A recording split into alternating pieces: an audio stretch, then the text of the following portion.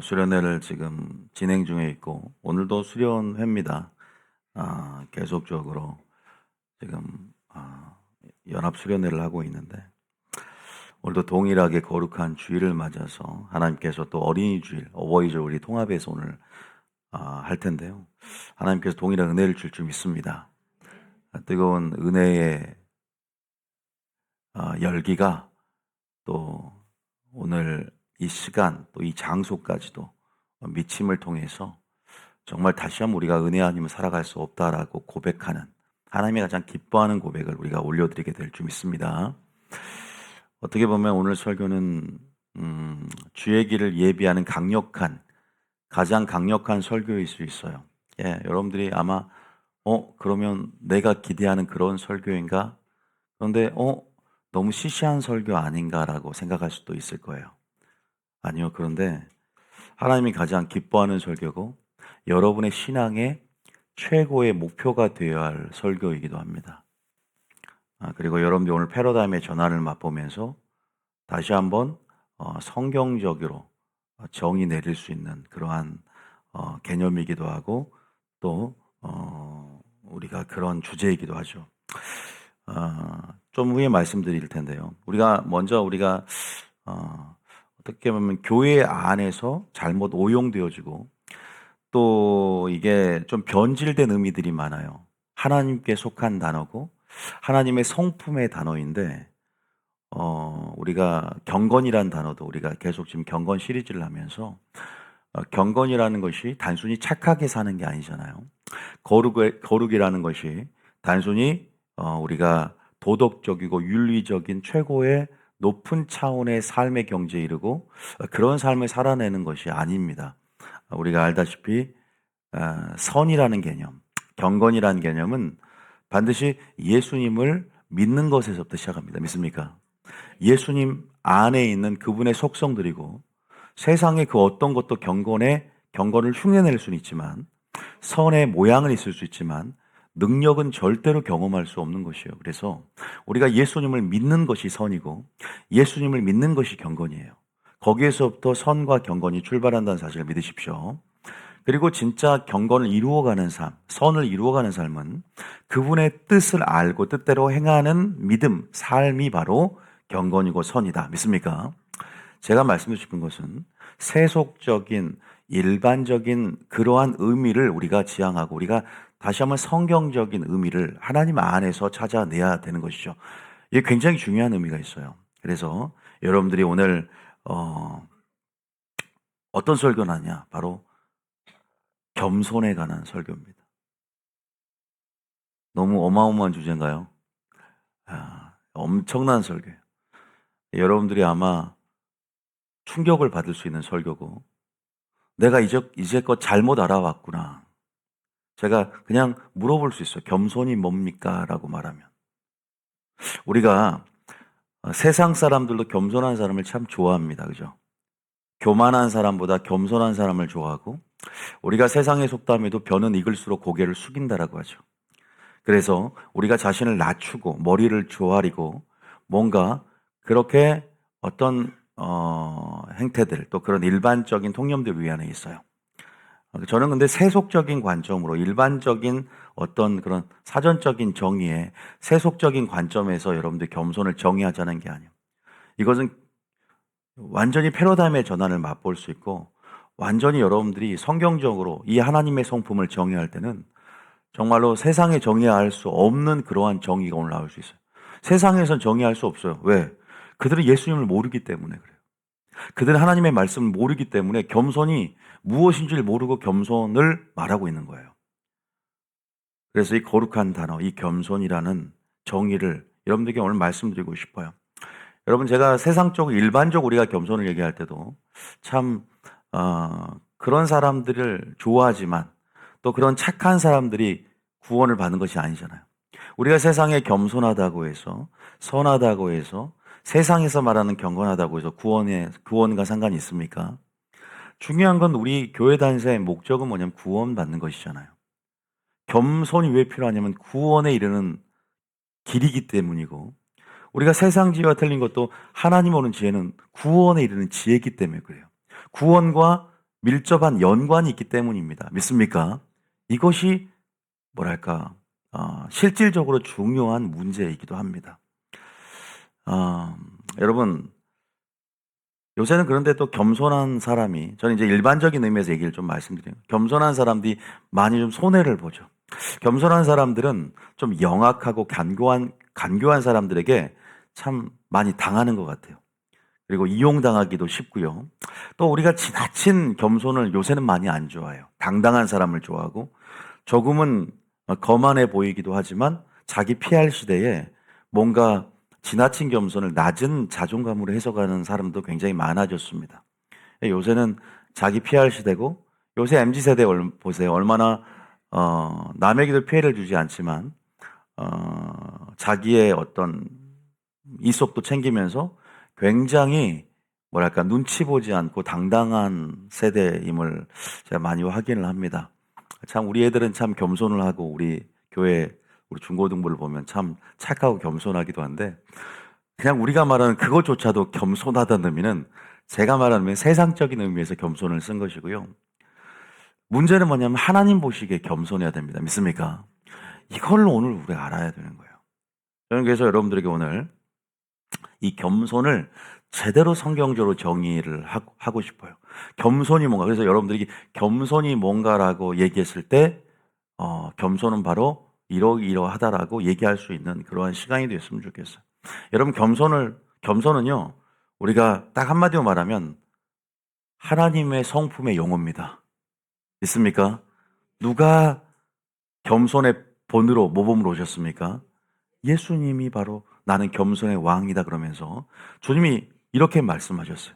마태복음 11장 28절에 한번 읽어보겠습니다. 마태복음 11장 28절 29절부터 한번 읽어볼까요? 29절부터 읽어봅시다. 시작. 나는 마음이 온유하고 겸손하니 나의 명예를 메고 내게 배우라. 그리하면 너희 마음이 쉼을 얻으리니. 주님은 자신에게로 오라 그랬어요. 항상 우리는 이 가치가 얼마나 중요한 줄 압니다. 세상으로 가라라고 명령하셨지만 그 이전에 그죠? 제자들에게 너희는 이 예루살렘 성 안에 유하면서 성령이 임하기까지 먼저 기다리라 그랬죠. 또 성령 임함 권능을 받고, 그 순서가 있어요. 우리가 그냥 세상 가는 게 아니에요. 그 말은 마리아처럼 내게 와서 나에게 배우라는 것이죠. 무엇을 배울까요? 더 주님께 가까이 나아가는 어떤 그러한 뭐랄까 우선순위가 있거든요.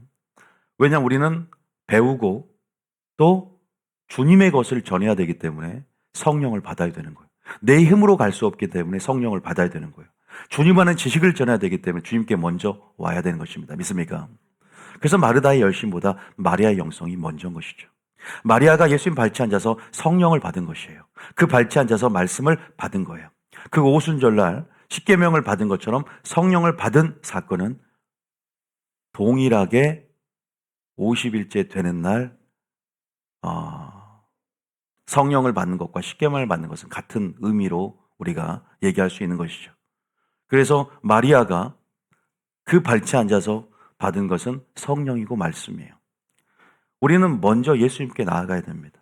그리고 무엇을 배워야 되냐면 예수님의 성품을 우리는 바라보고 그 아름다움을 우리는 하나님의 영광 가운데 드러낼 때 우리는 그것을 살아냄을 통해서 그 아름다움이 우리 속에 있고 그 영광이 우리 속에 있고, 그래서 우리 속에 하나님의 성품이 이루어져야 되는 것입니다. 믿습니까? 그 성품 중에 하나가, 예수님은 자신의 성품을 온유와 겸손이란 두 가지의 대명사로 그 성품을 얘기하면서 나는 마음이 온유하고 겸손하니 그 겸손을 먼저 배워야 된다. 저는 여러분들에게 겸손에 대한 성경적인 정의를 얘기하기 전에 겸손이 얼마만큼 중요한 가치를 가지고 있는지 그 중요성에 대해서도 얘기를 해드리고 싶어요. 이것은 주의 길을 예비하는 데 있어서 굉장히 중요하고요. 우리가 에녹이나 우리가 노아 얘기할 때 그들의 삶의 방식과 특징은 뭐였냐면 겸손. 그들의 삶의 방식, 겸손은 안 나온 것 같지만 그들은 동행이었고 경건이었죠. 그들은 동행했고 경외감을 가졌어요. 그런데 이 동행과 경외감, 그들 하나님과 함께 행하고 하나님을 경외하는 데 있어서 반드시 경외감을 가질 수 있고 동행할 수 있기 위한 전제, 함께 따라다니는 그러한 성품의 단어들이 있는데 바로 겸손이에요. 제가 오늘 성경으로 증거를 지금 알려드릴 테니까 나는 겸손 없이 하나님을 경외하는 게 없다. 겸손 없이 하나님과 함께 행할 수 없다. 하나님 우리의 겸손한 성품을 만들어내기 위해서 우리를 연단하시고 우리를 다루시고 그 우선순위를 우리 안에서 분명히 정하기까지 우리를 낮추고 시험한다. 저는 하나님의 일하시는 최종적인 목적지가 여러분이 겸손한 사람이 되는 것이라고 과감하게 말씀드릴 수 있고, 하나님 일을 많이 하는 것보다, 선교하고 전교하는 것보다, 아니 이 사람이 위로부터 성령을 임하기까지 기다리지도 않고 예수님께 와서 배우지도 않는데 그냥 자기 힘으로 자기 능력으로 나가기만 하려고 하고 선교하고 전도하고 사역만 하려고 하는 이러한 작금의 교회의 인본주의적인, 이게 어떻게 보면은 현상들인데, 이러한 자기 의로 충만한 이러한 상황 속에서 주님은 그렇게 우리에게 우선순위를 말씀하시면서 다시 한번 우리의 방향성들을 제고하고 우리에게 분명히 하나님이 어떤 것을 중요하게 여기는지, 너에게 신앙의 목표가 무엇이 되어야 되는지, 어떠한 사람이 되어야 마땅하뇨, 바로 겸손한 사람이 되길 원한다는 사실을 예수님으로 여러분 축복하고, 여러분 반드시 그 말을 믿으시길 예수님 축복합니다. 자, 그럼 먼저 읽어볼게요. 자, 보세요. 잠언 22장 4절입니다. 증거를 하나하나 봅시다. 얼마나 겸손이 중요한가 먼저 첫 번째 중요성과 가치에 대해서 성경을 읽어보면서 우리가 한번 봐봅시다. 2장 4절 시작. 겸손과 여호와를 경외함의 보상은 재물과 영광과 생명이니라. 우리가 경외하려면 겸손이 필요해요. 또 경외함과 겸손 함께 갑니다. 짝입니다. 겸손과 여호와를 경외함은 뭐죠? 보상이 뭐죠? 재물과 영광과 생명이라. 경외감과 뗄래야 뗄 수 없는 불가분의 관계를 갖고 있죠. 또 한 번 볼게요. 여러분, 에녹과 노아가 경외했기 때문에 방주를 예비했고 무두셀라를 낳고 경외함으로 경건을 설파하면서 동행하며 살았다는 사실 우리는 잊지 않을 수가 없습니다. 그런데 그들의 성품, 하나님의 성품이었던 예수님의 겸손이 그들 가운데 자리를 잡고 있었다. 왜냐하면 참 오늘 설교가 중요하다는 가치가 지금 부여되는 구절들이잖아요. 또 두 번째 구절입니다.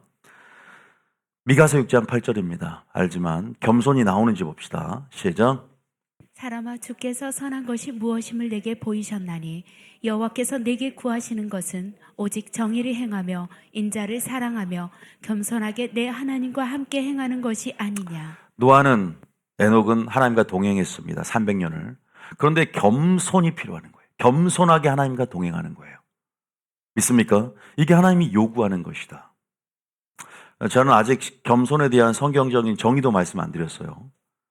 자기를 낮추는 것, 사람 앞에서 자기를 낮추는 것, 그죠? 우리가 머리를 쪼아리고, 그죠? 무엇을 하더라도 한두 번은 거절하는 것, 그리고 나는 못한다고 조금은 그러한 스탠스를 유지하면서 그렇게 빼고 뒤로 물러가는 그런 것이 미덕이 아니에요. 그런데 오늘날 많은 사람들은 사회생활하면서 그것이 일종의 미덕이 되었고 관례가 되었는데, 그것은 진정한 겸손이 아니에요. 진정한 겸손은 무엇인지는 우리 후반부에 말씀드릴 거예요. 어쨌든 하나님이 이것을 원한다는, 겸손을 원한다는 거예요. 겸손한 게 하나님과 함께 행하기를 원하시는 거예요. 뭐 인자를 사랑하고 정의를 하는 것 다 중요하지만, 자, 여기서도 따르면 겸손과 경외함, 겸손과 동행. 자, 여기서 우리가 이런 것들을 봤습니다. 또 한 구절 보겠습니다. 이사야 57장 15절입니다. 이사야 57장 15절. 또 중요하다. 겸손이. 시작. 지극히 존귀하며 영원히 거하시며 거룩하다 이름하시는 이가 이와 같이 말씀하시되 내가 높고 거룩한 곳에 있으며 또한 통회하고 마음이 겸손한 자와 함께 있나니 이는 겸손한 자의 영을 소생시키며 통회하는 자의 마음을 소생시키려 함이라. 저는 구원의 길을 설명할 때 우리의 상하고 통회하는 심령이 있어야 한다고 말씀드렸어요. 회개하는 심령이 없으면 그 사람 아주 심각한 상태에 있다고 말씀드렸고요. 그러한 가난한 심령, 상하고 통회하는 심령은 항상 주님 보시기에 겸손한 심령이고, 이 문맥에서도, 이 구절에서도 겸손한 자의 영을 소생시킨다. 위에서도 마음이 겸손한 자와 함께 있다라고 분명히 말씀하고 있어요. 하나님의 일하심의 최종 목적지는 겸손이라니까요.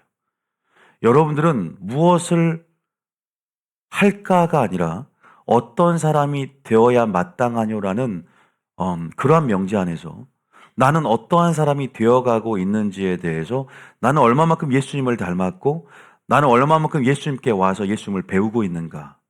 예수님의 삶의 행적에서 예수님의 가르침에서 예수님이 메신저와 메시지 역할을 이 땅 공생애 가운데 감당하시면서 우리는 그분의 삶의 모습, 특히 십자가 안에서 그분의 겸손과 온유를 배울 수 있는 것이죠.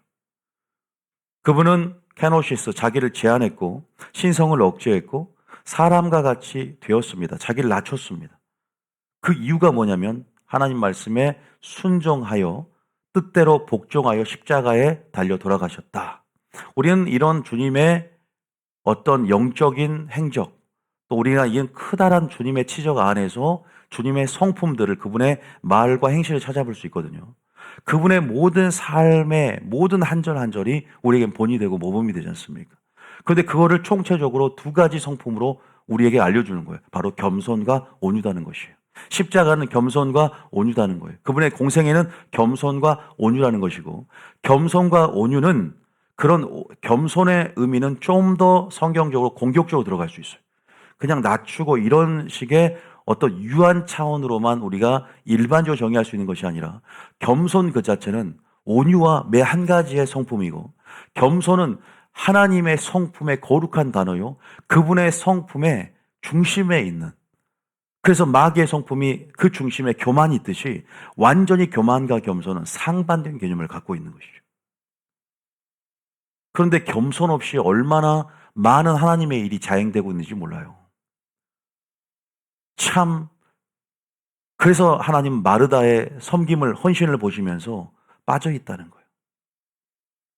빠져있다는 거예요. 마리아 같은 삶의 방식이 빠져있는 거예요. 이제 아시겠습니까? 어떤 우선순위를 가지고 우리가 왜냐하면 저는 여러분들이 오늘 제 말을 믿든 안 믿든 우리가 하나님의 심판대 앞에서는 주님이 점검할 사항들이 있단 말이에요. 심판대 앞에서는. 저도 믿기만 하면 천국 가면 참 편하겠어요.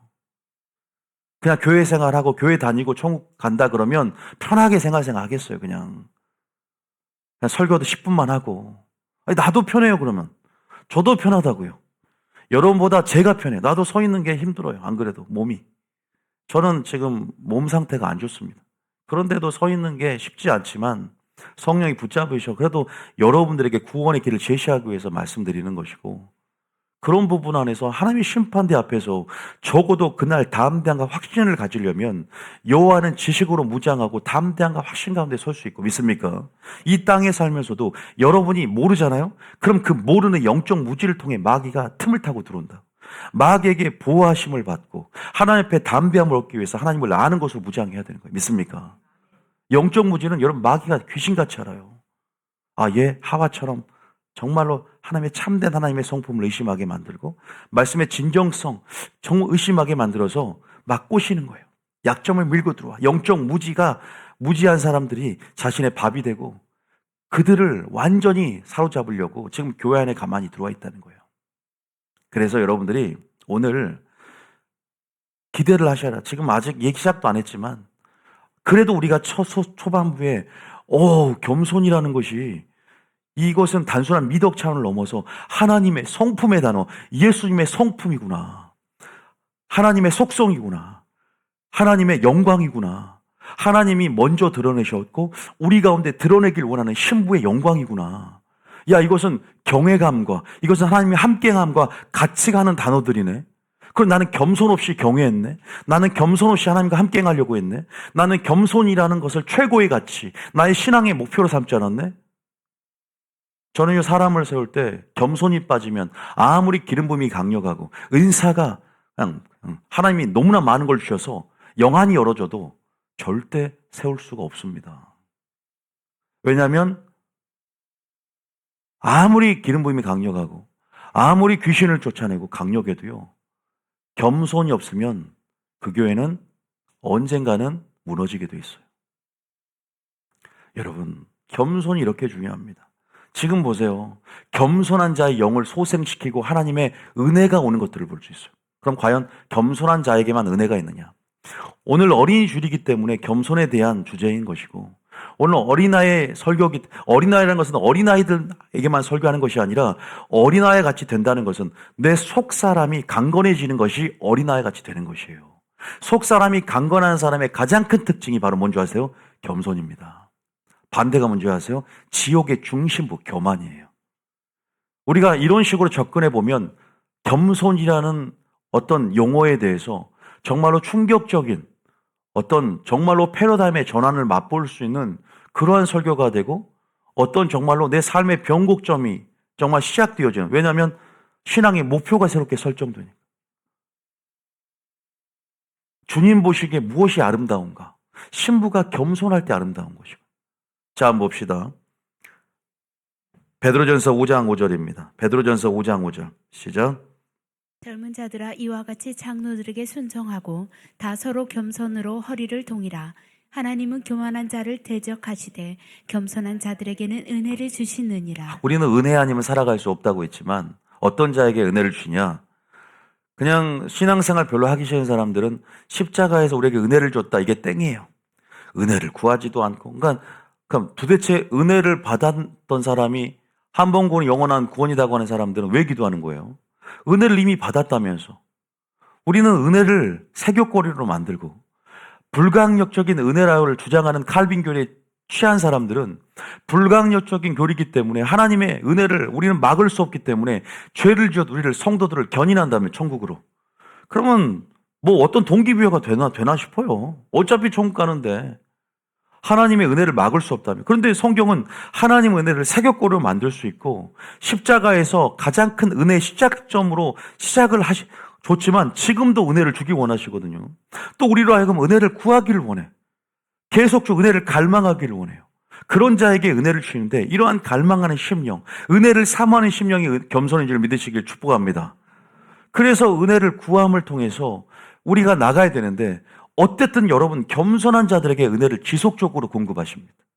겸손은 하나님의 은혜가 지속적으로 공급되어지는 통로가 될 수 있어요. 믿습니까? 어느 순간 교만해지면 은혜 공급이 차단됩니다. 우리는 은혜로 자라가고 은혜로 양육되며 은혜로 천국 가는 존재들이에요. 내 힘으로 내 노력으로 아무것도 할 수 없는 것입니다. 믿습니까? 그럼 그 은혜가 끊긴다면 이보다 비참할 수 있나요? 여러분, 우리가 겸손이 최고의 신앙의 목표로 설정되어야 될 줄 믿습니다. 최고의 우선순위가 되어야 될 줄 믿습니다. 첫째도 겸손, 둘째도 겸손, 셋째도 뭐가 되어야 된다? 겸손이 되어야 합니다. 그 외에 우선순위가 없어요. 예수님 이 땅에 겸손의 왕으로 오신 것은 겸손을 보이러 오신 것입니다. 도대체 겸손이 뭐기에 이렇게 겸손의 중요성에서 강조하는가? 성경에 지금 기록된 대로 읽었을 뿐인데, 은혜를 받는 것, 하나님이 그들과 함께하는 것, 하나님이 그렇게 겸손한 자에게 주실 그 은혜들이 얼마나 크고, 하나님이 때가 되면 이 사람을 높여준다고 했는데 겸손한 정도, 다시 말해서 겸손해질 때 높여주세요.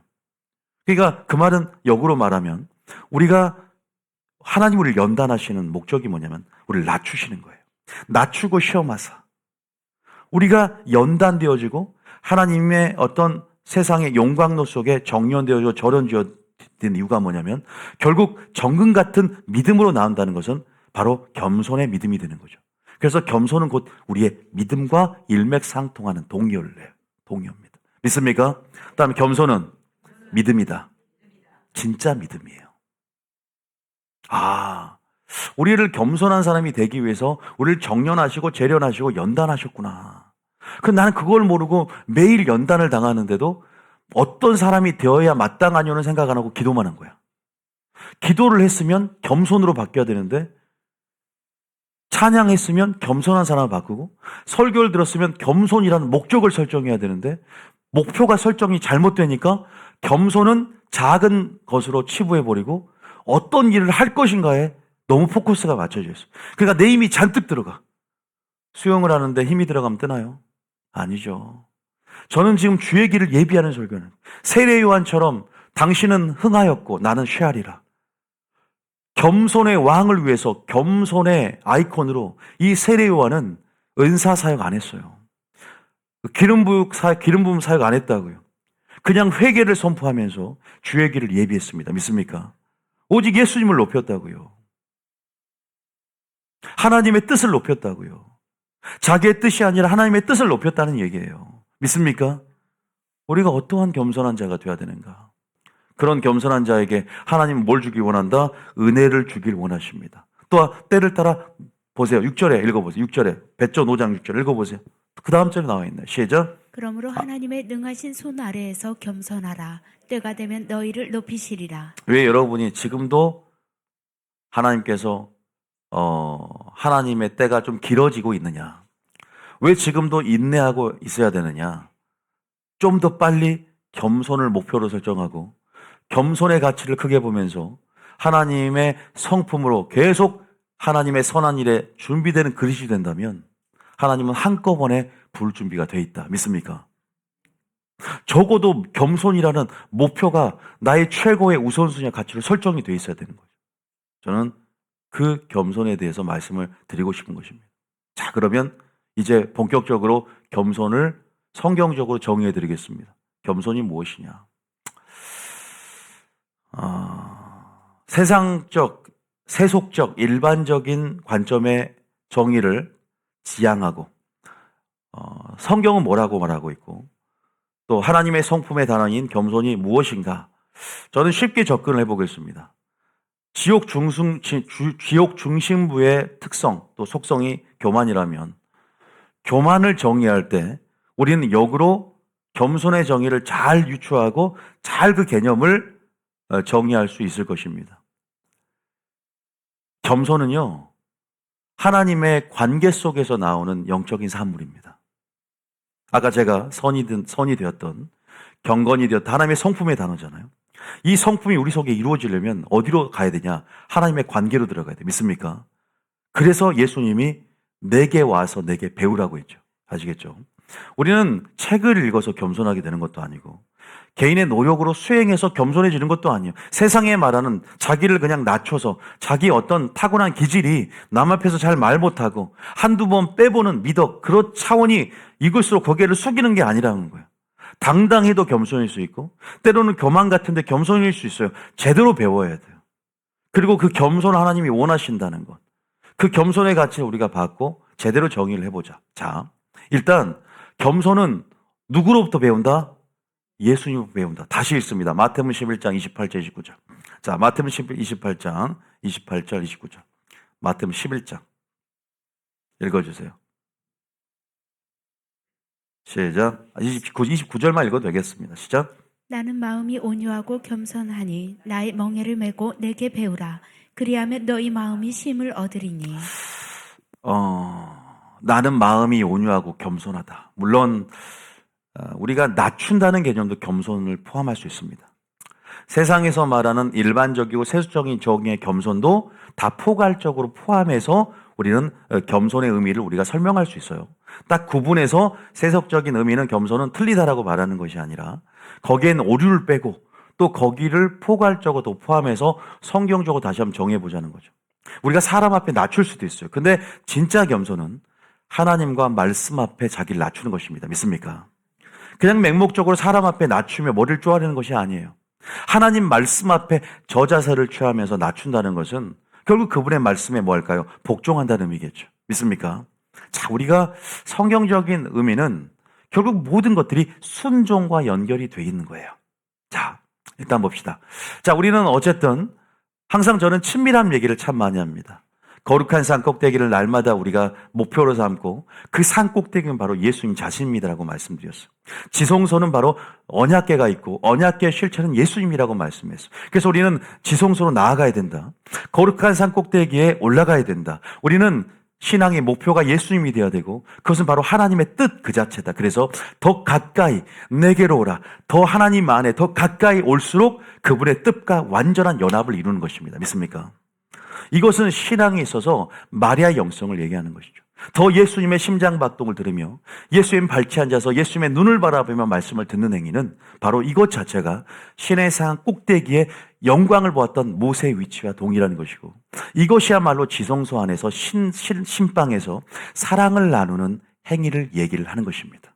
그래서 마리아의 영성, 마리아의 그 포지션, 그 위치는 우리 신앙의 목표로서 설정될 수 있는 그러한 위치고 그러한 신앙의 어떤 우리 신앙이 반드시 메인으로 자리 잡아야 할 존재 양식이죠. 그래서 여러분들이 그 친밀함 그 자체인 예수님의 뜻 안에 거하는 것, 더 가까이 친밀함에 더 깊숙이 들어갈 때 주님의 심장부로 들어가는 거예요. 그러면 더 깊은 차원의 주님의 아름다움을 발견하게 되는데 그것이 바로 주님의 사랑입니다. 믿습니까? 그 사랑의 중심부로 들어갔을 때 당신의 그 아름다움도 우리에게 보여주시는데, 그래서 그 은밀한 밀실로 들어가서 다윗은 여호와의 아름다움을 앙망하며 그 성전 깊은 곳에 하나님의 친밀함 속에 뜻을 행하면서 들어갔더니 하나님의 아름다움들을 그 다윗에게 보여줬고 마리아에게 보여줬던 것입니다. 여러분이 누비전교를 통해서 말씀을 통해서 하나님의 뜻이 파노라마처럼 계시되면서 하늘문이 열어지고 주님의 심장부로 들어갈 수 있는 말씀의 사닥다리가 펼쳐지며 여러분들이 믿음 안에서 한 스텝 계속 걸어 들어가며 전진하고 하나님 나라로 깊이 들어갈 때 하나님 나라의 놀라운 비밀과 주님 마음속에 있는 주님의 거룩하신 영광과 성품들이 여러분 안에 정말로 펼쳐지게 되고, 여러분들이 그 아름다움에 매게 될 때 그 아름다움을 사모하게 되고, 여러분들이 그 영광이 여러분 마음에 비춰짐을 통해서 하나님의 성품이 또한 여러분 마음속에 이루어진다는 사실을 꼭 믿으시길 예수 이름으로 축복합니다. 여러분 속에 이루어지는 거예요. 물론 우리가 하나님의 모든 말씀은 순종하고 살아낼 때 체질이 되고 내 것이 되고 이루어지지만, 그래도 우리가 그 영광을 보는 것은요 시작점이 되는 거예요. 그래서 주님의 십자가를 통해서 주님은 당신의 아름다움을 계시하기를 원하세요. 주님은 공생에 당신의 가르침을 통해서 아름다움을 계시하기를. 오늘도 이 설교를 통해서 하나님의 겸손, 그 겸손을 하나님이 계시하기를 원하세요. 나는 마음이 온유하고 겸손하니 내게로 오라는 거예요. 계속. 왜 너는 세상으로 가서 전도만 하려고 하냐? 왜는 네 힘으로 설교만 하려고 하냐? 왜 짜집기 설교를 하고, 왜 어제 해묵은 그 만나 왜 그렇게 계속 재탕하면서 왜 나를 사모하고. 저도 그래서 저는 하나님이 알기를 원해요. 설교하기를 원하는 것이 아니라 저 역시도 하나님을 알고 싶어요. 더 갈망합니다. 그 갈망이 멈추는 순간 그 사람은 죽은 거예요. 하나님을 알고 싶지 않은 그 마음이 들어왔을 때 그 사람은 살아있지 못하는 거예요. 살아있어야 됩니다. 할렐루야. 그래서 주님은 행함 없는 믿음이 죽은 믿음이라고 말씀하신 거예요. 살아있는 믿음은 행함이 있어야 되고, 살아있는 믿음은 역동적으로 생산성 있는 그러한 장사하는 믿음. 역동적으로 발휘되려면 믿음을 선포하고 행사하고 적용하고, 그래서 죽은 믿음은 침묵하는 거예요. 죽은 믿음은 아무것도 움직이지 않는 수동적이고 폐쇄적이고 염세적인 믿음이에요. 그래서 주님은 믿음의 정의를 우리에게 말씀하셨고, 믿음이 무엇인지를 말씀하시면서 행함이 있어라, 생산성이 있어라, 역동적으로 발휘하고 선포하라, 적용하라, 발휘하라, 계속 우리에게 그런 믿음을 요구하시는 거예요. 믿습니까? 뒤로 침륜되지 말라, 전진하라, 끝까지 다름질하라, 미지근해지지 말라. 계속 우리에게 이런 단어들을 지향하고, 너희들이 표대를 향해서 계속 어떻게 흐르는 물은 얼지 않는다. 막에 틈타지 않을 것이다. 계속 흘러야 된다. 믿습니까? 좀 더디 가더라도 흘러야 된다. 좀 더디 가더라도 마라톤 할 때 걷더라도 계속 전진해야 된다. 믿습니까? 그게 신앙에 있어서 얼마나 중요한 건 줄 아세요? 마귀는 가만히 있지 않는다. 멈춰있는 자, 침륜된 자, 그런 자들을 자기의 밥으로 알고 틈을 타고 들어가게 된단 말이에요. 여러분, 어쨌든 그 지성소, 그 거룩한 산 꼭대기, 그 예수님 자신으로 그 친밀함의 영역으로 더 깊이 들어갈 때 우리는 다윗이 보았던, 마리아가 보았던 그 주님의 영광의 아름다움, 그 겸손을 우리는 보게 될 줄 믿습니다. 겸손은 영광이에요. 겸손은 예수님의 성품입니다. 겸손은 하나님의 성품 그 자체입니다. 우리는 그분의 행하신 일과 말씀을 통해서 그 겸손의 아름다움에 우리는 매여야 됩니다. 할렐루야. 매력에 빠져야 돼. 요새는 잘생기고 이쁜 것보다 매력이잖아요. 예수님의 매력을 우리는 성령을 통해서 계속 증거합니다. 할렐루야. 그 매력, 그 아름다움에 우리는 빠져들어야 돼요. 그래야 그 아름다움에 중독이 될 때 우리는 한눈 팔지 않게 됩니다. 믿습니까? 그리고 목표로 설정해서 나는 신랑의 겸손이 나의 겸손이 되길 원합니다. 나는 신랑의 성품이 나의 성품이 되길 원합니다. 하나님의 겸손이 나의 겸손이 되고, 우리가 찬양할 때 바로 이러한 성품을 받기 때문에 신부가 갈망하는 것이고, 그런 신부를 주님이 데리러 오기를 원하시는 거예요. 믿습니까? 겸손이 여러분 신앙의 목표입니까? 아니면 은사입니까? 기름 부음입니까? 설교 잘하는 것입니까? 저도 심판대 앞에서 설교 잘했다 이걸 칭찬받는 것, 물론 사역자로서 또 사역에 있어서의 공로와 하나님이 치적 가운데 칭찬하고 상을 수여할 부분이 있지만, 저도 심판대 앞에서 천국 가냐 못 들어가냐는 예배자로서의, 열매로서의 동일한 심판의 조건을 가지고 있어요. 사역 잘했으니까 너는 열매 좀 없어도 너는 통과. 절대 안 그래요.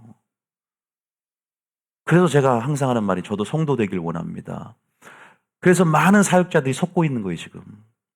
왜? 사역을 잘하고 있으면 하나님이 그것이 자신의 구원을 커버해 줄 수 있는 것이 아닌데, 이거를 퉁쳐야 하나님, 이게 아니에요. 동일한 조건이에요, 심판 때는요. 그러니까 무섭고 두렵고 떨림이 있는 것이고, 이 자리가 부담감이 엄청난 부담감으로, 압박감으로 느껴질 때가 있는 것이죠. 자, 무슨 말 하고 싶냐? 주님 말씀하세요. 나는 마음이 온유하고 겸손하다. 내게 와서 뭐라? 배우라는 거. 할렐루야. 그것은 주님의 뜻이 있습니다. 주님의 아름다움이 있기에 더 은혜의 보좌에 여러분 침노하고 나오시길 축복합니다. 말씀 들어 오시라 이 말이에요. 말씀 듣는 자리에 들어와야지. 여러분이 주님 없이, 하나님 없이, 임재 없이 스스로 성품이 예수님 성품으로 바뀔 것 같습니까? 스스로. 여러분, 영적인 병은 영적으로 치유하는 것이지, 잠깐 바람 쐬러 산으로 들러 잠깐의 정신적인 만족과 치유는 살짝 드는 거예요. 근본적인 치유는 절대 안 돼요. 말씀으로 나의 영적인 상처는 치유해야 되는 거예요. 예수님께 나아가야지. 더 기도하러 들어와야지. 쉰다고 쉬어집니까? 오히려 더 침체만 오지. 저는 예수님이 말하는 거예요. 정말 지혜로운 사람은 상처를 받을 때, 침체 올 때 뭐하러 온다? 기도하러 나오는 거예요. 그게 진짜야. 근데 그거를 아직도 몰라요. 더 예수님의 임재로 더 들어와야죠. 더 기도해야죠. 더 말씀 들어 나와야죠. 왜? 영은 영으로, 동종요법 모릅니까? 독은 독으로, 하나님 말씀으로, 말씀이 곧 영이요 생명이라. 생명이잖아요. 생명을 풀어놓는 말씀을 통해 위로가 있고, 생명을 풀어놓는 말씀을 통해서 하나님의 아름다움을 보여주심을 통해서 그날 그 시에 할 말을, 그때가 아니면 놓치는 거예요. 그때가 바로 구원받을 만한 때다. 바로 은혜 받을 만한 때다. 하나님은 항상 오늘 안에 감추는 하나님의 때를 찾고 오늘 반응해서 그 카이로스가 열어짐을 통해 반드시 하나님의 구원과 창조 역사를 맛보기를 원하세요. 믿습니까? 오늘이 바로 그때인 줄 믿습니다. 오늘 주일날 안 가고 내일 말씀드리면 되지? 그럼 오늘을 놓쳐요. 오늘 작정하신 하나님의 축복을 놓친다고요. 그래서 우리의 입장에서는 오늘이 되면 무조건 반응해 가야 돼요. 믿습니까? 언제가 하나님의 축복이 된지 모르는 거예요. 그런데 그것을 놓친 사람들, 그 기회를 흘려보낸 사람이 너무나 많다. 성경 기록도 있어요. 여러분, 더 깊이 주님과의 나아가시고요. 이것은 더 주님과의 친밀한 관계가 형성이 되어야 돼요. 더 깊이 주님을 알고, 더 깊이 주님을 맛보고, 더 깊은 영역으로 더 들어가야 돼요. 그래서 사흘길 깊숙이 애굽을 떠나라 그랬잖아요. 340km 시내산에서부터 발행하는 숫곳에서부터 시내산까지 사흘길이기도 하지만, 애굽이 추격할 수 없는 깊은 거리까지, 더 임재 깊숙이 시내산까지 들어가야 돼. 더 꼭대기까지 올라가야 돼. 믿습니까? 시내산에 도착한 것이 문제가 아니라 지성소로 들어가는 것이 문제예요. 시내산 꼭대기에 올라가야 될 줄 믿습니다. 거기는 주님 말이에요. 환난 시대에 환난이 판치고 있는 마지막 그 금송아지가 판치고 있는 산 깃을, 그 지경을 올라가서 더 깊은 영역, 안전지대로 피신하기를 원하세요. 믿습니까? 그 안전지대 산 꼭대기에 올라오기를 원하세요. 독수리들이 활공하고 있는 그 독수리들이, 산 꼭대기 높은 곳으로, 상승기를 타면서 날개짓하고 있잖아요. 독수리 용사들이 더 높은 곳으로 올라가서 더 멀리 보고 더 높게 날면서 그 용사들이 준비되어야 됩니다. 그리고 주님을 만나고 주님 안에서 진정한 밀실 안에서 피난처를 경험하고 피알바이오, 산성이요, 요새요, 이런 하나님의 이름의 능력, 견고한 망대와 같은 하나님의 놀라운 구원의 하나님, 그 하나님의 이름의 능력들을 하나님 경험하길 원하신다고요. 왜 맛만 보냐 이 말이에요. 하나님을 더 깊은 곳에 들어가면 놀라운 하나님 나라의 비밀이 있고 은혜가 있고, 믿습니까? 이제껏 열지 못했던 문들을 열어둘 텐데, 여러분들의 신앙생활에서 열지 못했던 문들이 너무나 많아요. 겉만 너무나 만졌어요. 왜? 신앙의 본질로 더 주님의 마음으로 들어가는 길들을 교회에서 제공해 주지 않으니까, 키를 주지 않으니까. 바리새인처럼 너희는 지식의 열쇠를 가지고 있으면서도 너희도 들어가지 않고 들어간 자도 막는도다 그랬잖아요. 막아버리는 거예요, 목회자들이 못 들어가게. 진짜 주님의 마음으로 주님이 우리에게 주고자 하는 은혜의 산물들, 마지막 보물 창고들을 열 수 있는 키를 가지고 그 주님의 보고가 이 땅에 부어지도록, 주님의 마음이 부어지도록, 주님의 계시가 풀어지도록 여러분 키를 열고 들어가시길 축복합니다. 겸손이에요, 겸손. 주님의 성품이에요. 주님의 얼굴을 구하는 자 찾아낼 것입니다. 얻게 될 것입니다. 구하라. 또 뭐예요? 찾으라. 문을 두드리라 그랬어요. 적극적으로 믿음을 발휘하고, 적극적으로, 진취적으로, 건설적으로 그런 믿음의 기상이 있어야 돼요. 대장부처럼. 계속 돌파해 가야 됩니다. 믿음은 계속 전쟁입니다. 돌파해 가야 돼요. 나는 마음이 온유하고 겸손하니 내게 와서 배우라. 나와 친밀함을 형성하자. 나와 뜻과 연합되어지자. 마리아에게는 얼마나 많은 비밀이 계시됐을까? 구약 속에 신약을 살아낸 이 다윗에게는 얼마나 많은 비밀이 계시됐습니까? 다윗은 오직 한 가지 고백이에요. 시편 27편 4절에 이렇게 말합니다. 시편 27편 4절에 읽어봅니다. 시편 27편 4절에 뭐라고 하냐? 잡아보세요. 시작. 내가 여호와께 바라는 한 가지 그것을 구하리니 곧 내가 내 평생에 여호와의 집에 살면서 여호와의 아름다움을 바라보며 그의 성전에서 사모하는 그것이라. 여호와의 아름다움은 바로 뭐죠? 예수님의 아름다움이고, 예수님의 아름다움 중에 가장 강력한 겸손입니다. 할렐루야. 그래서 다윗이 겸손했던 거예요. 자, 겸손. 지금 첫 번째 제가 말씀드리고 싶은 것은 겸손은 예수님께 더 가까이 나아갈 때 배울 수 있다라는 것이죠. 또 겸손은요, 두 번째는 은혜가 깨달아져야 됩니다. 골로새 1장 6절입니다. 골로새 1장 6절. 자, 읽어봅니다. 시작.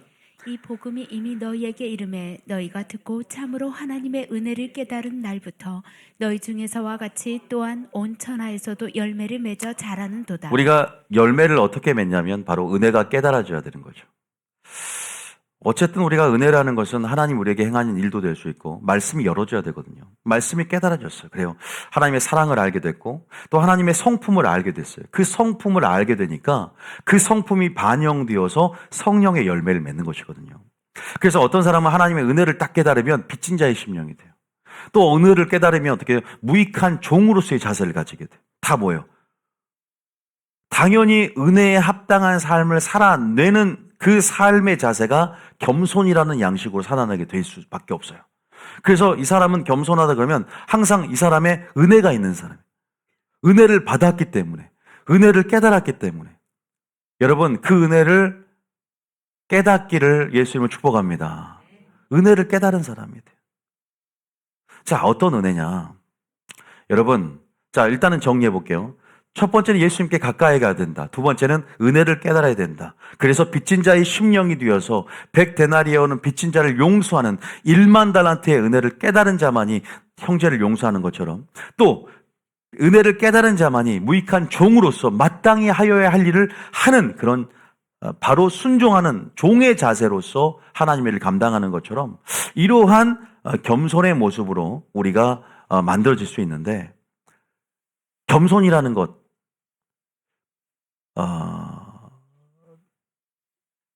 제가 성경적으로 정해드리면 교만의 반대예요. 교만이라는 것이 뭡니까? 바로 하나님의 권위 아래 머물러 있지 않은 것이죠. 그럼 겸손이 뭘까요? 하나님의 권위 아래 머물러 있는 거예요. 아주 쉽죠? 너무 쉬운 거를 너무 기가 막히게 어렵게 말했습니까? 하나님의 권위 아래 머물러 있는 거예요. 그런데 루시퍼가 왜 천사였다가 마귀가 됐죠? 자기의 초소를 지키지 않았죠. 시선을 함께 고정하다가 시선을 분산했어요. 그러니까 우리가 창조주가 우리를 피조물을 만들었고, 피조물은 피조물의 위치가 있어요. 우리는 율법의 준행자일 뿐이지 율법의 입법자가 아니에요. 그런데 율법의 준행자가 피조물이, 그죠? 자신의 위치를 벗어나서 창조주가 되려는 행위가 바로 바벨탑을 쌓는 사건들이죠. 하나님과 같이 되리라, 하나님과 같이 높아지리라. 이것이 바로 하와가 했던 고백이고 마귀가 루시퍼가 되었던 고백이죠. 루시퍼의 전철을 따랐던 하와도 하나님과 같이 되리라는 어떤 교만, 다시 말해서 하나님의 생각보다 높아진 어떤 우리의 말과 행실과 생각이 바로 바벨탑을 쌓는 교만의 극치를 달리는 루시퍼의 전철을 우리가 따라가는 삶의 방식이에요.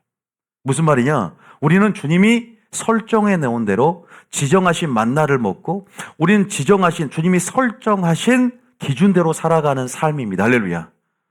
그렇게 살아가면 돼요. 바보가 돼야 돼요. 그런데 사람이 욕심이 있잖아요.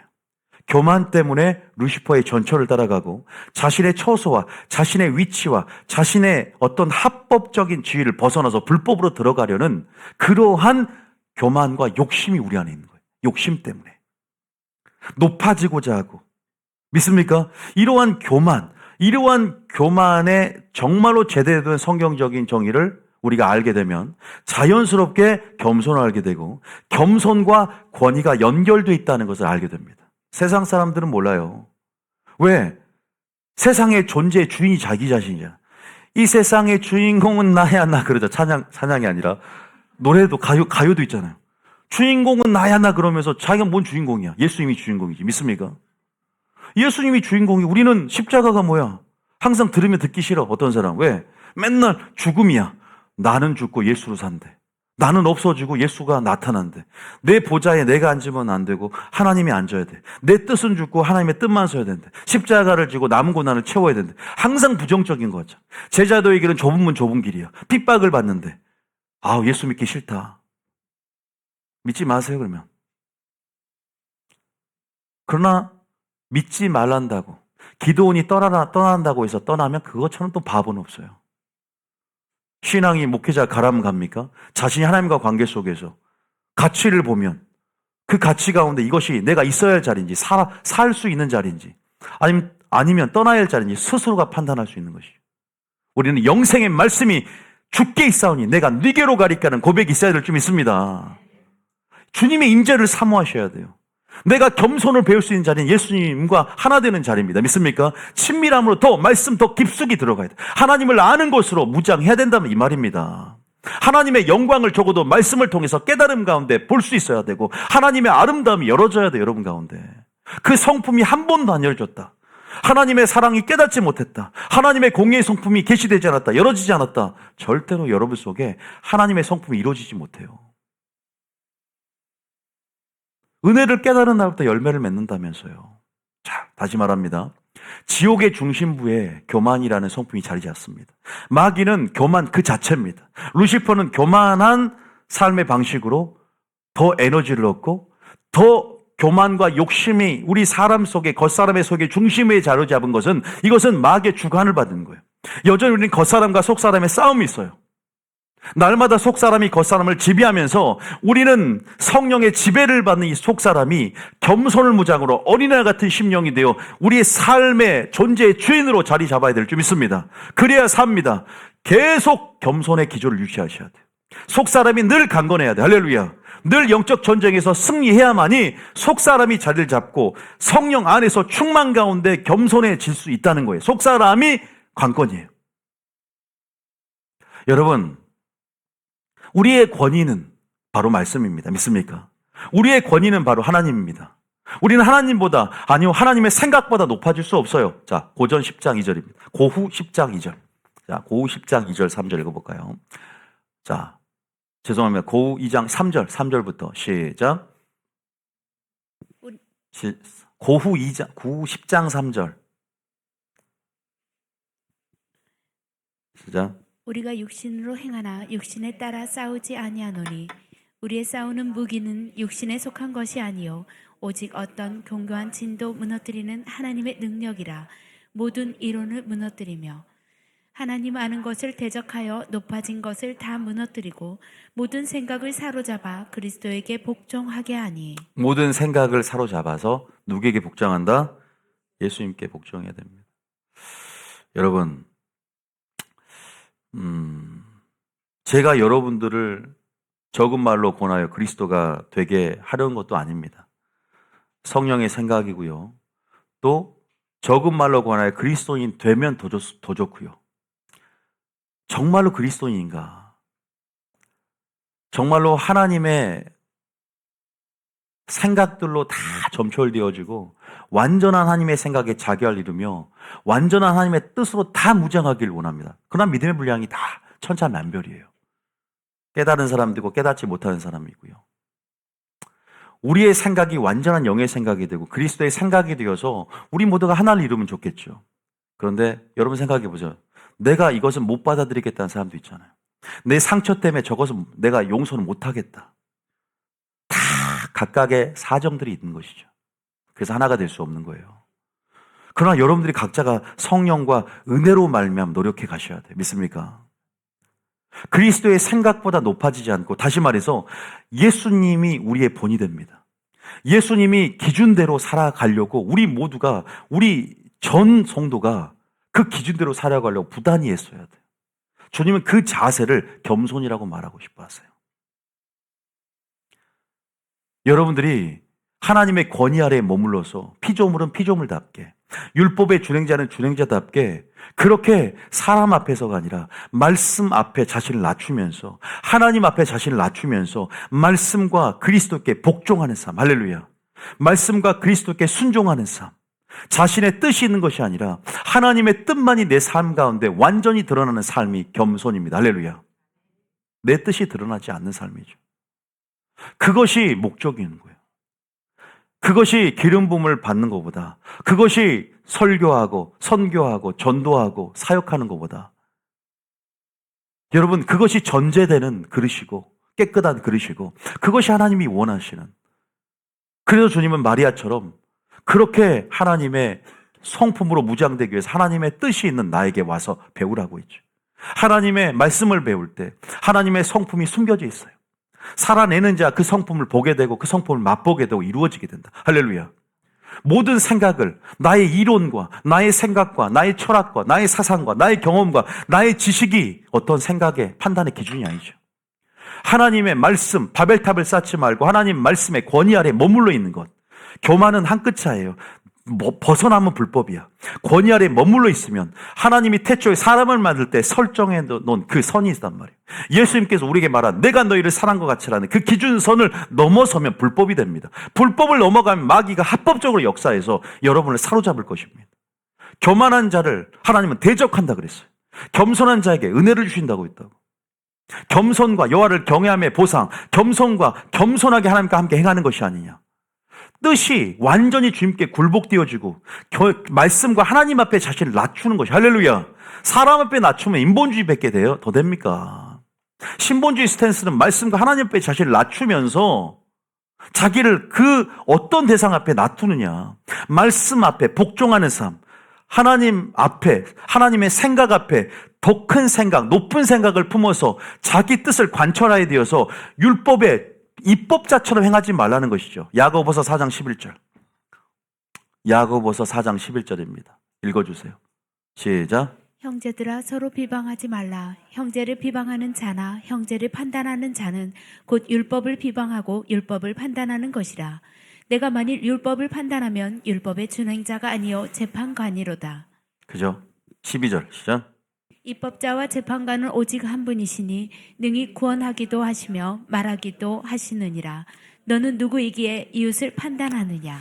여러분, 우리가 율법의 준행자다. 우린 토기장애가 아니라 토기다. 그러니까 창조의 목적을 알아야 되고 구원의 목적을 알아야 되고 우리의 창조주가 설정된 기준, 그리고 우리 창조주가 우리 사람을 만들 때 내가 왜 너희를 창조했느냐, 나의 영광을 위해 창조된 자들 내게 오게 하라. 내가 그를 지었고 만들었다. 그 목적에 합당한 삶을 사는 것이 겸손한 삶입니다. 할렐루야. 겸손한 삶, 목적에 합당한 삶을 사는 것, 하나님의 뜻에 부합하는 삶을 사는 것. 그래서 뜻대로 행하는 자는 시민권자로서의 당연한 권리가 있다. 천국에 들어갈 당연한 권리가 있는 것은 뜻대로 행하는 자라야 들어가리라. 믿습니까? 이치적으로 생각해 볼 때요, 창조주가 설정해두고 창조주가 어떤 설계대로 만들었다면, 그 목적이 있다면, 의도가 있다면 우리는 합당하게 살아내는 것. 그래서 그 은혜, 우리가 말하는 모든 십자가라든지 우리를 행하신 모든 일들 가운데, 그래서 은혜라고 말한다면 은혜가 말하는 분명한 부합되는 삶의 방식이 있다. 주님, 우리가 은혜에 합당한 삶을 살기 원합니다. 우리가 하나님의 뜻을 몰라서 은혜에 합당한 삶이 아니라 내 멋대로 살면서 하나님 은혜라고 말하지 않습니까? 하나님을 깨닫게 하여 주시옵소서. 하나님의 목적과 의도를 알게 하여 주시옵소서. 이 사건을 통해 계시하신 하나님의 의도를 알고 그 뜻에 부합되는 삶을 살게 하여 주시옵소서. 뜻대로 행하게 하여 주시옵소서. 하나님의 뜻을 열어주시옵소서. 계시하여 주시옵소서. 믿습니까? 내가 창조주가 되려 있습니다. 내가 율법의 준행자로서 위치가 아니라 내가 판단자가 되려 있고, 율법의 입법자처럼 형제를 하나님 깊은 내막도 모르면서 하나님의 공의를 모르면서 쉽게 판단하며 내가 공의의 기준을 가진 것처럼, 내가 사랑의 기준을 가진 것처럼 판단하려 했습니다. 나는 조용히 주님 하실 일들을 지켜보며 주님의 구원을 바라보며 주님의 지혜를 허락하여 주시옵소서. 주님께서 저 사람을 판단하여 주시옵소서. 나는 다만 말씀의 근거에서 살아가겠습니다. 믿습니까? 내 감정대로 살아가는 게 겸손이 아니라고요. 여러분, 다윗이 사울왕을 죽일 수 있는 상황이 있었어요. 자기를 죽이려고 쫓아오는 사울왕이 잠자고 있을 때 죽일 수 있는 상황이 있었어요. 안 죽였어요. 왜 그런 줄 아세요? 감정대로라면 아비새가 죽이라 그랬거든. 죽일 수 있었어. 권한이 있었어. 근데 나는 여호와의 기름 부은 자를 내가 죽이는 것은 하나님이 금하는 것이니 말씀의 근거에서 감정을 통제했다고요. 내가 용서하기 싫어. 상처가 있으니까. 그런데 나는 하나님이 용서라는 말씀의 근거에서 내가 용서하기 싫어도 말을 해봐. 선물이라도 줘봐. 하나님 그 노력을 기뻐하신다. 믿습니까? 근데 우리는 내가 하기 싫으면 안 해. 이것은 창조주가 되려는 행위예요. 내 마음대로 살아가겠다. 근데 행복은 어디 있습니까? 행복은 하나님의 권위 아래 머물러 있을 때 진정한 행복의 결말이 찾아옵니다. 믿습니까? 행복은 하나님 안에 있어요. 권위 아래 머물 때 있어요. 우리는 권위에 대한 알레르기가 있습니다. 그러나 진정 권위라는 것은 하나님과 말씀 앞에 낮추는 것입니다. 여러분, 그런데 진짜 겸손은 여기까지 겸손이라고 생각하십니까?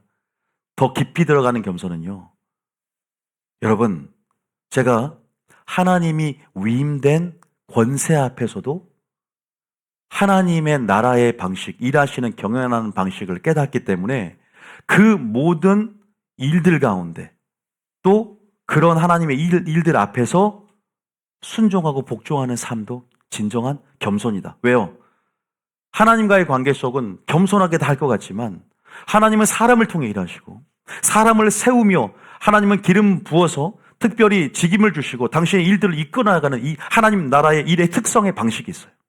그런데 하나님 나라를 전혀 모르기 때문에 하나님이 어떤 식으로 농부로서 인류를 경작하시고 경영하시는지, 사람과 사람을 통해 어떤 식으로 소원을 두고 행하시는지 전혀 모르기 때문에 영적 지도자의 말에도 순복하지 않아요.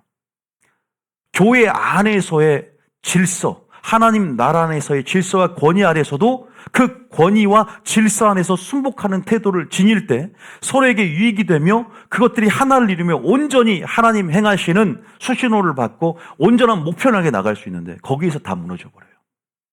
기도원의 삼명사 보세요.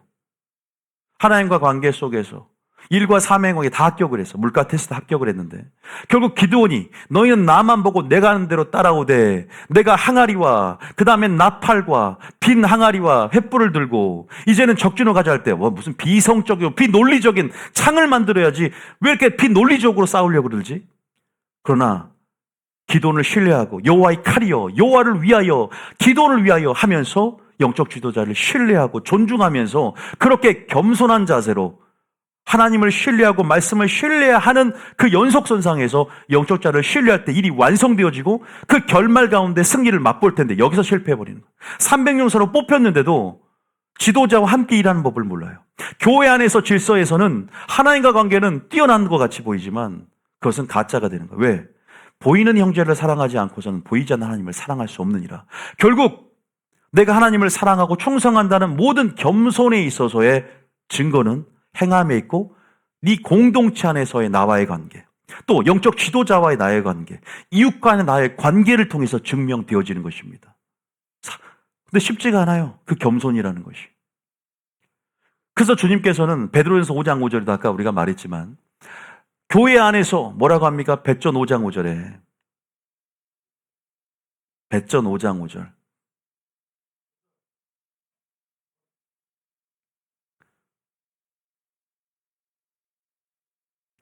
베전 5장 5절.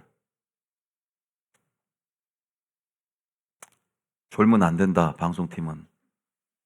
자, 보세요. 젊은 자들아, 이와 같이 장로들은 뭐예요? 이 당시 목회자들 얘기합니다. 지금 말하는 장로님을 얘기하는 게 아니라 이 당시에는 베드로가 장로였고 장로들에게 순종하고 말씀을 전하는 장로들에게 순종하고 서로 겸손으로 허리를 동이라는 거예요.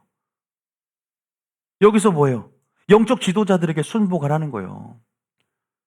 그러면서 하나님은 교만한 자를 대적하되 겸손한, 이 겸손은 여기서는 교회 안에서 영적 지도자들에게 순복하는 자세를 얘기합니다. 겸손한 자에게 은혜를 주신다는 거예요. 5장 5절은 바로 그러한 흐름 안에서 얘기를 합니다. 로마서 14장 17절에, 히브리서 13장 17절에도 이런 말을 합니다.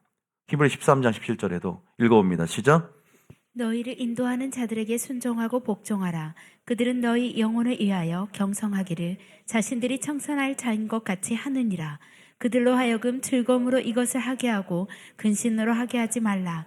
그렇지 않으면 너희에게 유익이 없느니라. 여러분, 우리가 이런 부분들을 보면서 오늘 말씀을 마칠 텐데요. 한번 오늘 우리가 일반적이고 세상적으로 관점에서 정의하는 우리가 흔히 하는 그런 겸손들 좋습니다. 그런 겸손들이 나쁘다는 의미보다는 우리가 우리 다시 한번 좀 더 확장된 개념에서 오류든 다 제거하고 정말로 성경적인 정의를 했을 때 겸손이 바로 하나님의 아름다운 성품 중에 하나라는 사실을 먼저 깨달았으면 좋겠다는 것이죠. 그리고 그 성품이라는 것은 반드시 하나님께 나아가야 된다는 것이에요. 하나님께 더 가까이 가면 갈수록 그 겸손의 질, 또 겸손에 있어서 우리가 그 겸손이 우리 속에 반영이 되어지고 우리 속에 더 이루어지는 것이죠. 우리가 어떻게 신부가 신랑을 더 닮아갑니까? 더 하나가 될 때 서로가 부부가 닮아가듯이 그렇게 더 나아가야 된다는 것이죠. 그리고 그 성품은, 그 겸손이라는 성품의 영적 산물은 하나님과의 관계에서 파생되어져 그 관계를 통해서 형성되어지는 성품이라는 것들을 우리가 반영해 볼 때 우리는 우리 삶에 있어서 더 예수님께 더 나아가서 말씀을 배우고 하나님의 뜻을 배우고 다윗처럼 마리아처럼 더 집중해서 주님 가까이 나아가는 삶의 방식을 취하기를 예수님을 축복합니다. 우리가 교만이라는 단어와 반대되는 개념으로 겸손을 정의해 볼 때 우리가 이 루시퍼가 되었던 그 전철을 우리가 추적해 보면 바로 처소, 그 지위를 벗어났다는 것이죠. 자신의 아름다움에 취했고 하나님과 같이 되고자 하는 욕심 때문에 천사가 마귀가 그 전철을 따라서 마귀는 여전히 동일한 방식으로 패턴으로 우리를 마귀화하고 그리고 마귀를 추종하지 않더라도 자기를 사랑하고 세상을 사랑해서 자신의 종으로 만들려고 합니다. 그 전철을 따라서 우리 속의 교만과 욕심을 따라 먼저는 하와를 미혹했죠.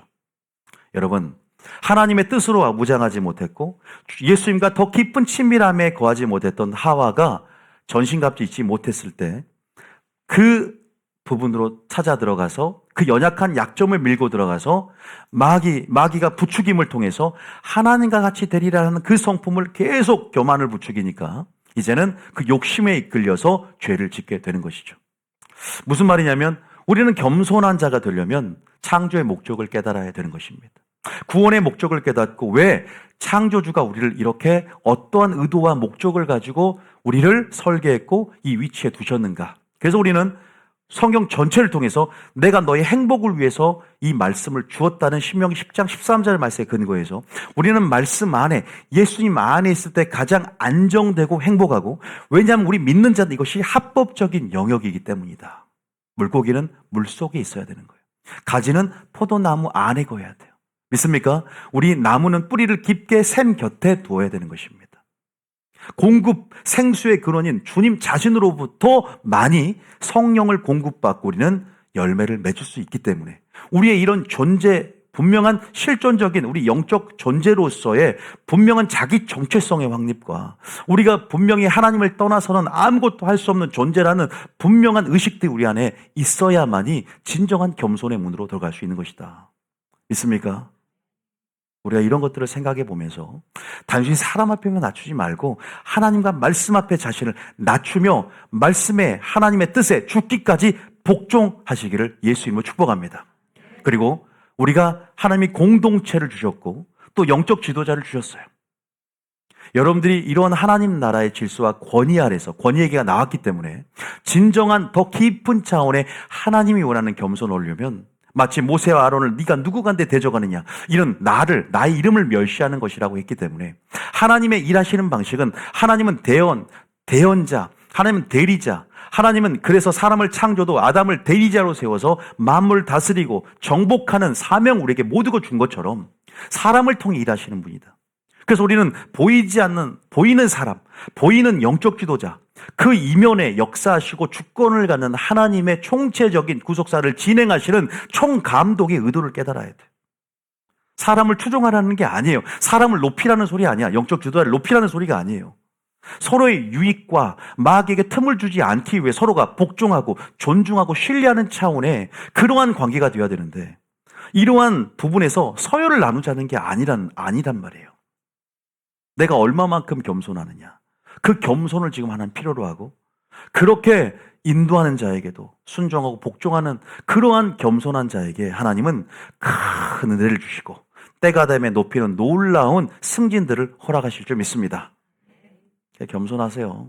옆 사람에게 다음에 첫째도 겸손, 둘째도 겸손, 셋째도 시작. 첫째도 겸손, 둘째도 겸손, 셋째도 겸손. 여러분 이 종 김원유도 겸손하겠습니다. 제가 겸손한 것은 하나님 말씀만 하겠습니다. 제 경험과 지식, 철학과 논리, 신학교, 교리 이걸로 말씀 전하면 나는 교만한 사람이에요. 하나님의 뜻보다 높아져서 내 뜻을 관철하고 내 경험과 지식을 여러분에게 설파함을 통해서 나의 삶을 설득시키려고 했던 내가 합리하고 나를 정당하려 했다면 나는 교만한 사람이에요. 단순히 그것은 나중에 이제 성품으로 나오게 돼 있어요. 여러분, 그래서 먼저는 우리가 내 위치를 지키고 분수에 지나치지 않도록 믿음의 분수대로 행하는 것. 교만하지 않도록 겸손하게 예수님의 성품을 닮아가는 저와 여러분이 되실 줄 믿습니다. 찬양 들어주세요.